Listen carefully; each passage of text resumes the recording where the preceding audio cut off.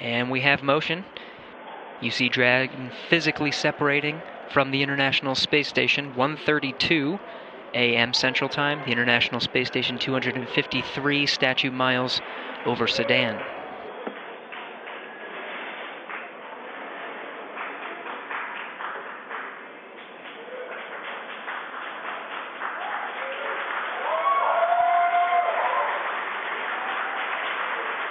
Houston, the station is supposed to go into ISS thrusters enabled.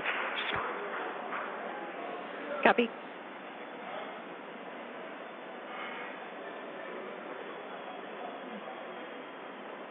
So there you can see on your screen visual confirmation. What a gorgeous shot.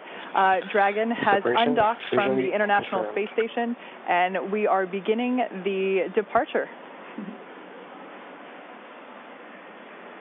That's right, and you're going to hear the voice of David St. Jacques again. He's the one inside of the station monitoring Dragon for its departure. Slowly backing away. Everything's looked good so far with those separation burns. Again, as Gary said, that physical separation, that undocking coming at 11:32 p.m. here Pacific. Station Houston at 2, Dragon departure burn 0, complete. So you heard us mention earlier that we have a series of 4 departure burns, starting with 0, 0, 1, 2, 3. We have confirmation that departure burn 0 has been completed. That's right, and so with that one down, we're going to start seeing Dragon begin flying actually above the International Space Station, and then coming up in just a couple of minutes, departure burn 1, the second departure burn, will be coming. That should be in about 4 or 5 minutes from now. And so we're going to see Dragon just kind of swing its way over top the space station and eventually fly out of both the keep-out sphere and the approach ellipsoid. And so the keep-out sphere is one of my favorite things. It's an imaginary sphere with about a 200-mile radius, so 200-meter radius. That would be a much bigger sphere. A 200-meter radius in all directions. And that just governs, so kind of like the approach ellipsoid, which I explained earlier, before you're in the keep-out sphere, any maneuvers with the spacecraft have to be safe and not get inside within 4 orbits. Dragon is in the corridor, and opening rate is as expected. Copy. And David St. Jacques reporting everything looking good so far. You heard him say the corridors, so they, on their overlays that they have on their laptops on board the station where they're actually monitoring Dragon, they're looking for any perturbations outside of the expected path. If they see anything that doesn't quite look right, again, they're in the loop and they can send commands, but everything going smoothly with Dragon slowly flying away. And this is kind of an animated representation of the kind of stuff that the crew is looking for. They have that corridor, so kind of that triangular shape you can see there, where they're just looking to make sure Dragon's pitch, yaw, approach, speeds, everything like that are inside of parameters as expected.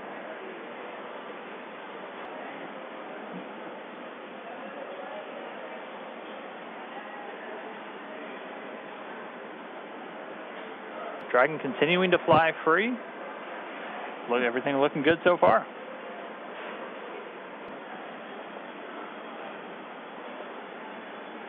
So just in case you've just tuned in, we are currently watching Dragon as it departs from the International Space Station. It's been a really smooth operation so far with the undocking procedure, and now we're moving into departure. As of right now, you can see on your screen the Dragon capsule moving away from the approach ellipsoid. There we can see the nose cone still in its open position, leaving the forward hatch exposed. We will be closing that prior to Dragon's re-entry.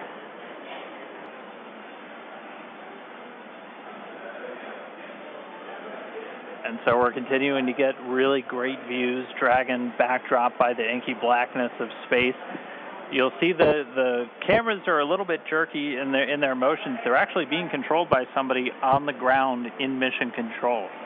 We always like to talk about how in mission control over in Houston, that's where they actually fly the space station. That's where they control everything from the cameras and the communication to even the thermostat on board the space station. If it's too hot for the crew, they talk to the ground, and they're the ones who can turn the AC up. But so it's actually somebody at a console right now who's controlling those cameras, sending commands just to move all the pan tilt, focus everything else. They're doing it from a console on Earth while the thing is flying 250 statute miles over the Earth on the other side of the planet. Like Dan mentioned before, we're going really fast right now. We're at about 17,500 miles per hour, so everything is moving very quickly. The need to readjust the cameras very frequently is inherent due to the high velocities that we're dealing with. And so this is a view from that WB-57 airplane. You were looking at Dragon streaking across the sky on its re-entry through the Earth's atmosphere, aiming for a splashdown in just a little while from now. So it's pretty exciting that we get this shot right now, as it is our first view from planet Earth of the Dragon capsule since it lifted off from Cape Canaveral just several days ago. I will say this is a pretty rare treat to be able to see this here. And again, this video is coming from a NASA airplane that we're flying around that recovery zone there, a WB-57. It's commonly used for a lot of atmospheric studies and other science missions, but able to put a tracking camera on it to try and get this re-entry through the Earth's atmosphere today. We're hearing that they should have AOSO acquisition of signal back with the Dragon spacecraft. Right now it's about 46 kilometers in altitude. The Dragon spacecraft continuing to descend. It's now subsonic, so already starting to slow down thanks to the aero braking, basically slamming into that Earth's atmosphere, causes a lot of friction and allows the vehicle to eventually reach its terminal velocity, basically. And then those parachutes are going to kick in.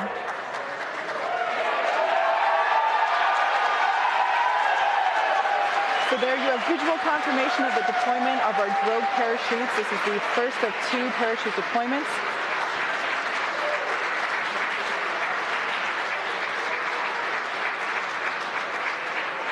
So those drogue chutes do the initial slowing, and then they're ultimately going to pull out the 4 main parachutes responsible for really slowing the spacecraft down prior to that splashdown. You can hear cheering here at SpaceX headquarters as the employees that have gathered around our Mission Control Center are sharing the same view as you. What a gorgeous shot of Dragon coming back down.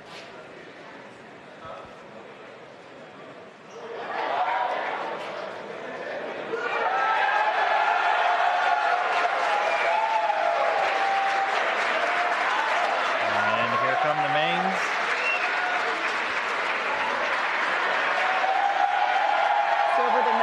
Seconds, we will see those main parachutes exactly like that begin to expand as they capture more air, further decelerating the Dragon vehicle down to the Atlantic Ocean.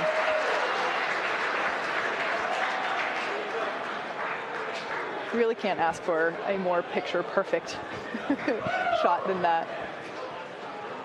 And yes, all 4 chutes now deployed. It's going to continue to descend. It's going to continue to slow down and then ultimately splash down in the Atlantic there. We're now under 1 kilometer in altitude.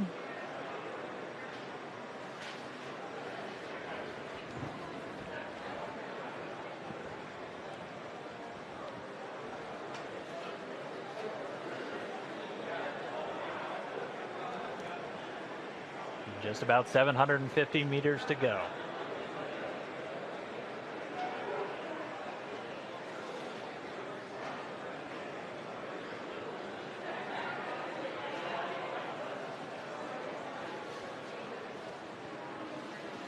In case if you're just joining us, you can see on your screen there, Dragon has just re-entered the Earth's atmosphere after departing from the International Space Station. We have a gorgeous shot of 4 healthy parachutes deployed and slowing the vehicle down as it is approaching the surface of the Atlantic Ocean off the coast of Florida. And it's continuing to descend under those chutes. We just passed 500 meters. Everything continuing to look good via reports to all the flight control teams. Now we're at about 400 meters.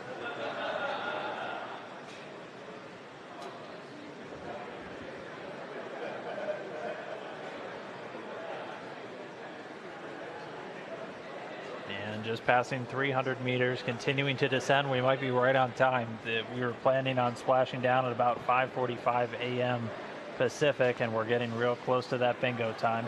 Just past 200 meters.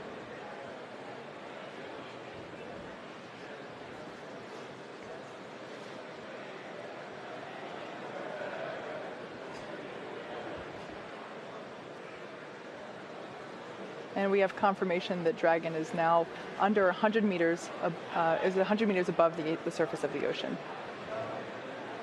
So next up, standing by for splashdown.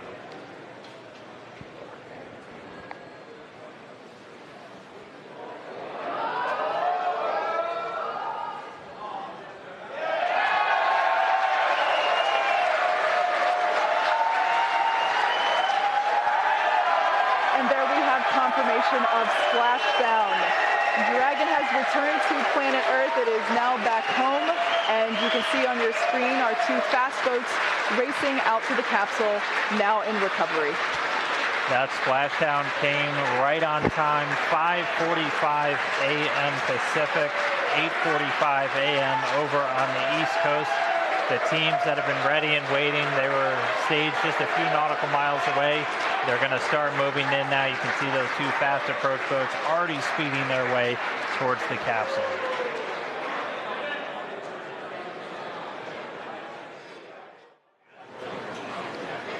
Right now we're just waiting for Dragon to lift up and out of the water and into the nest. And there it goes. So there facing us is what we call the side hatch, and that is where, as Dan just mentioned, the astronauts would, if we had astronauts on board today, where they would be exiting. The top hatch is what we use to connect to the ISS, and that is currently hidden underneath the nose cone. But like we said, astronauts will be coming out of the side hatch. And we got a beautiful shot there. Now the hydraulic lift is coming back towards us, and it is preparing to lower the Dragon capsule into its nest.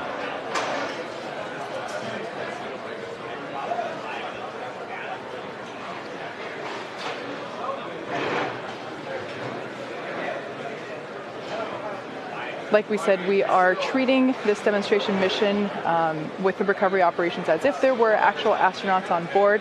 And of course, before we would be able to open the hatch, we would have to make sure that the spacecraft's cabin pressure is equalized with the outside environment before doing so. So once Dragon is seated, and you can hear some cheers behind me as the remaining folks that we have here on the SpaceX team outside of Mission Control are cheering with the placement of Dragon into the nest there, as you can see.